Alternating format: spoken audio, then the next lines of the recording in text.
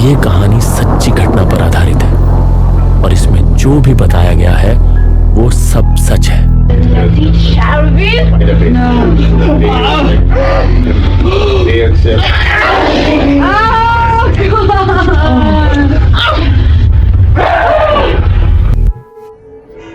Emily.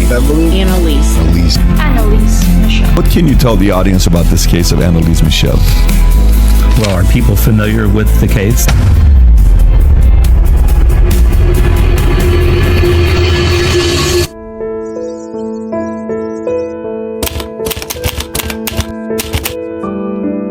Emily एक साधारण, धार्मिक और बुद्धिमान लड़की थी। उस दिन घर में खुशी का माहौल था क्योंकि एमिली को यूनिवर्सिटी ऑफ वुर्जबर्ग से स्कॉलरशिप लेटर मिला था। उसके चेहरे पर खुशी साफ दिखाई दे रही थी। एमिली के परिवार वाले पहले तो नहीं मान रहे थे, लेकिन एमिली के जिद के आगे वो मान ही जाते हैं।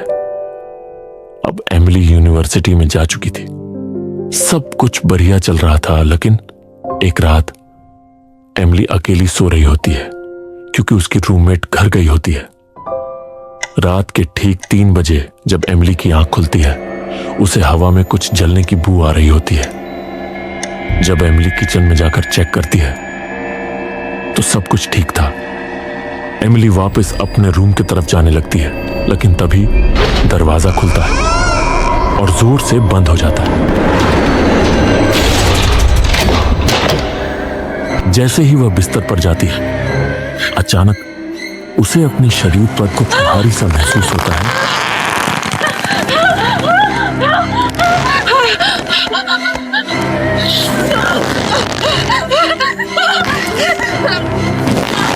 उसे ऐसा लगता है जैसे कि किसी ने कस के उसका हाथ पकड़ खींच लिया हो। वह अपने हाथों को हिलाने की कोशिश करती है, लेकिन कोई फायदा नहीं हुआ। उस रात के बाद एमिली के लिए सब कुछ बदल गया।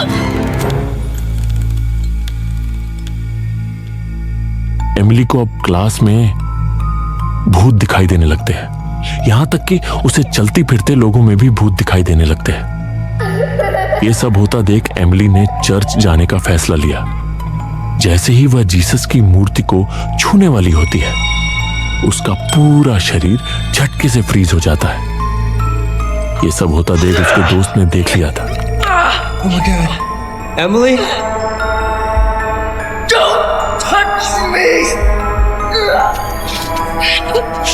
एमिली उससे धीरे से कहती है, Jason, please. Don't leave me. उस घटना के बाद एमिली ठीक से खाना भी नहीं खा पाती थी। वो बोलती थी, वो लोग मुझे खाने नहीं देते हैं। उस रात एमिली का दोस्त उसके साथ ही रहता है। वो एमिली को अकेला नहीं छोड़ना चाहता था, लेकिन थोड़ी ही देर में उसकी आंख लग गई और जब वह उठा तो एमिली का वो रूप देखकर उसके रोंगटे खड़े हो गए। शायद मेरे वर्ड्स कम पड़ जाए, आप लोग खुद ही देख लो। एमिली के दोस्त ने उसके फादर को तुरंत कॉल लगाया। अगले ही दिन एमिली अपने घर वापस चली गई। एमिली का कीड़े मुकारे खाना, चीखने चिल्लाने की आवाज निकलना, दीवारों पर नाखून मरना अब एमिली का डेली का काम हो गया था। एमिली के घर वालों ने बहुत डॉक्टरों से दिखाया, लेकिन सभी डॉक्टर्स कहते हैं ये मिर्गी है। हालांकि उसकी हालत अभी भी सुधर नहीं रही है। तो घर वालों ने सोचा दवाई नहीं तो दुआई सही। तब एंट्री होती है फादर रिचर्ड मूर की। फादर एक कैथोलिक प्रीस्ट थे जो एमिली के घर के बगल वाले चर्च में रहते थे। वो एमिली को देखते ही समझ जाते हैं कि इसके ऊपर सतानियों शक्ति का कब्जा है और कहते हैं इसके अंदर कुछ और है, मुझे उसे निकालना पड़ेगा।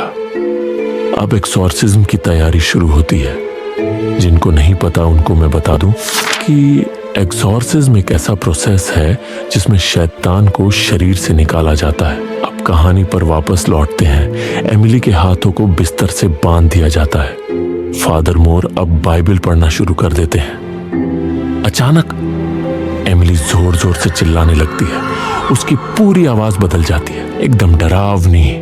वो बिस्तर से अपने आप को छुड़ा लेती है और सबको मारते हुए विंडो तोड़कर अपने घर के पास वाले स्टेबल की तरफ भाग जाती है। वहां भी उसने सबको बहुत मारा, लेकिन जैसे तैसे करके फादर ने उसे अपना कंट्रोल में लाया। फादर एमिली से पूछते हैं, तेरा नाम क्या है? एमिली गहरी आवाज में कहती है, हम एक नहीं 6 हैं। और एक एक करके वो सबका नाम लेने लगती है।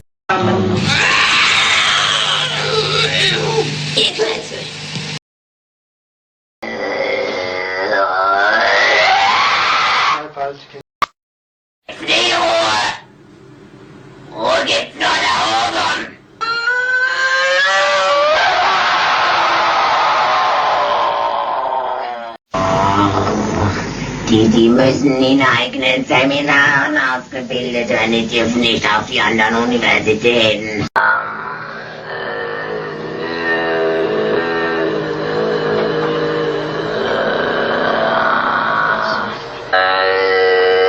Im Namen deines Sohnes, den Jungfrau, im Namen Jesu. Emily हवा में उठ जाती है। उसके मुंह से एक साथ लैटिन, ग्रीक, हिब्रू निकलता है, जो उसने कभी सीखा भी नहीं था। कुछ दिनों बाद एमिली की मौत हो जाती है। ऑटोप्सी में कुछ क्लियर नहीं था। जब एमिली की मौत होती है तब एमिली का 30 किलो का वजन था। शरीर पर चोटें, कट्स और डिहाइड्रेशन के साफ निशान थे। सरकार फादर पर यह कहकर केस फाइल करती है, तुमने उसका इलाज नहीं किया। चर्च एक वकील नियुक्त करता है और कहता है, केस हार जाओ वरना दोष चर्च पर आएगा। वकील फादर मूर से मिलती है और उसका मन बदल जाता है। अब वह फादर मूर का बचाव करना चाहती है। प्रोसिक्यूशन, यह मानसिक बीमारी थी। डिफेंस, दवाइयों का असर नहीं हो रहा था, हमारे पास सबूत है।